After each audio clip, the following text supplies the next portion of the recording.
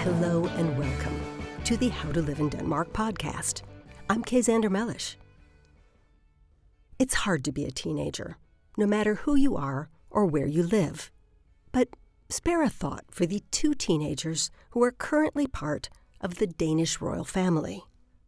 Christian is just 16 years old, and he's the future King Christian XI of Denmark. Danish kings alternate between two names, Christian and Frederick, and his father's name is Frederick. So Christian's name was in place before he was even conceived, before his parents even met. He was always going to be Christian XI. His sister, Isabella, is 15, and she and her young twin siblings are the spares. They have all of the media attention and the responsibility for good behavior that their brother has, but with no royal job waiting for them when they get older.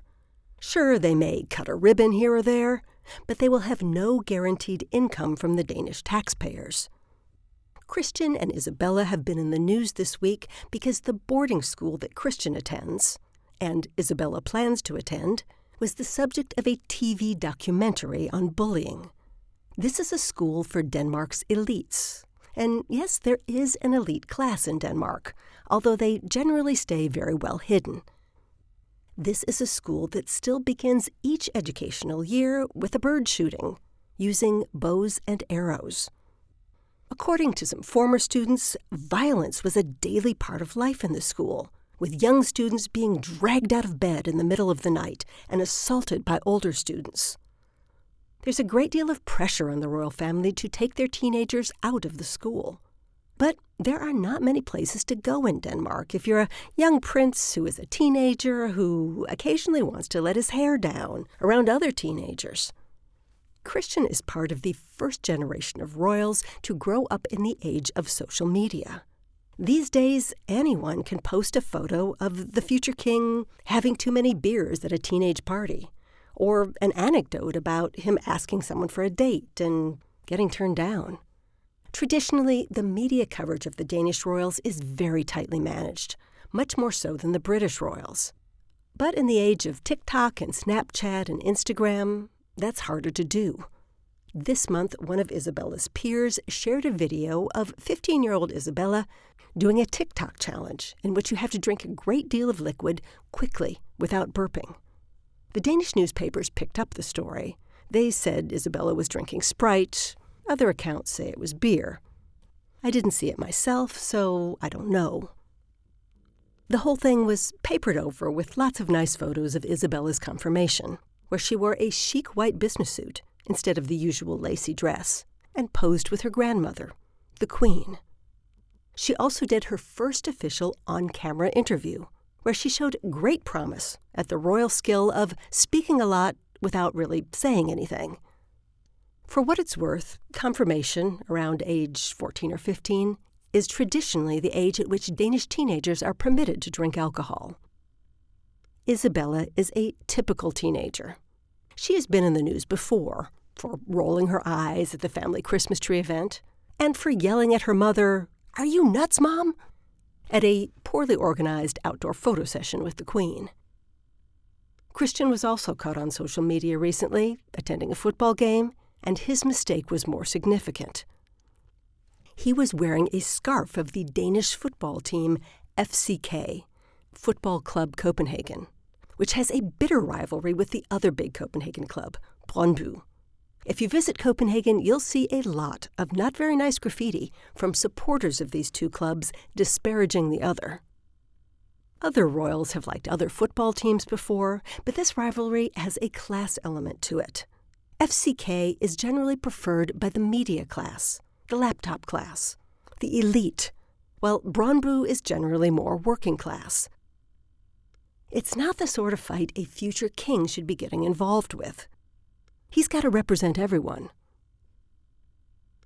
I feel for Christian, who is the newest link in the world's oldest continuous monarchy. It stretches back to Harold Bluetooth in the year 958. And yes, the Bluetooth on your phone is named after him.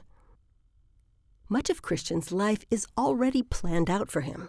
For example, he'll have to spend some time in the Danish military, some serious time. His two male cousins of this generation tried out the military for a couple of months and then quit. That's not going to do for Christian, the future King Christian XI. And then university, and then a lifetime of ribbon cuttings and charity sports runs and parliament openings and business promotional visits.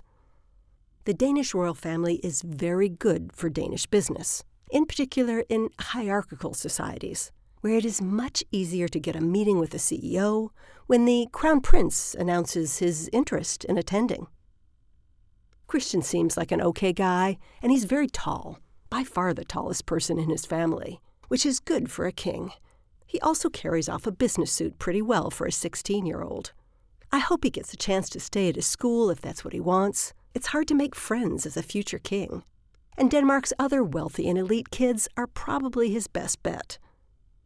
Of course, he'll always have Isabella to back him up, plus their two younger siblings who are not teenagers yet. And there are some other teenagers around Europe in the same position. Ingrid in Norway's 18, she's the future queen. Leonor in Spain is also 16, she's already doing official engagements. Caterina Amalia in the Netherlands is 18. Mostly girls in the future monarch role, although Prince George in England and Prince Jacques in Monaco will soon be teenagers too. Christian and Isabella and these kids will spend a lot of time together in the future, doing official visits, dining together at state dinners, and being godparents to each other's children. Being a royal is a family business. And that's the How to Live in Denmark podcast for this week. Come follow us on Facebook, Twitter, Instagram, LinkedIn, or on our own website, howtoliveindenmark.com, where you can find texts for podcasts going back to 2013. Shocking, I know. Buy our books at books.howtoliveindenmark.com or book me, Kay Mellish, for an event at events.howtoliveindenmark.com. See you next time.